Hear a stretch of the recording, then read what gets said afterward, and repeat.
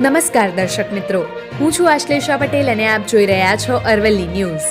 મોડાસાની Mala Gandhi college, M K. Shah Lativala PTC કોલેજમાં self defence કાર્યક્રમ યોજાયો. આજકાલ મહિલાઓની સલામતી માટે પ્રશ્નાર્થ ઊભો થયો છે, ત્યારે સરકાર દ્વારા કોલેજમાં ભણતી વિદ્યાર્થીનીઓ માટે સેલ્ફ ડિફેન્સના કાર્યક્રમો યોજવાનું નક્કી કરવામાં આવ્યું છે. તેના ભાગરૂપે એમ.કે. શાહ લાટીવાળા પીટીસી કોલેજમાં સેલ્ફ ડિફેન્સનો કાર્યક્રમ યોજાઈ ગયો.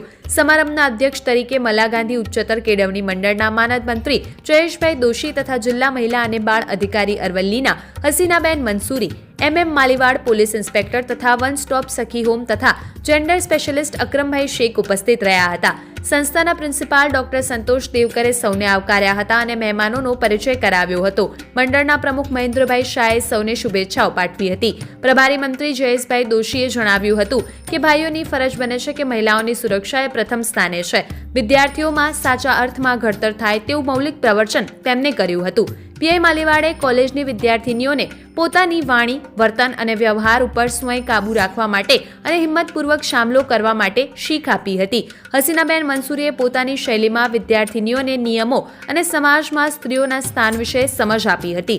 સમગ્ર કાર્યક્રમનું સંચાલન પ્રાધ્યાપક બ્રજેશભાઈ પંડ્યાએ કર્યું હતું. આભાર વિધિ પ્રથમ વર્ષની તાલીમાર્થીની સ્નેહા પટેલે કર્યું હતું. વૈભવ રાઠોડ, અરવલ્લી ન્યૂઝ, મોડાસા.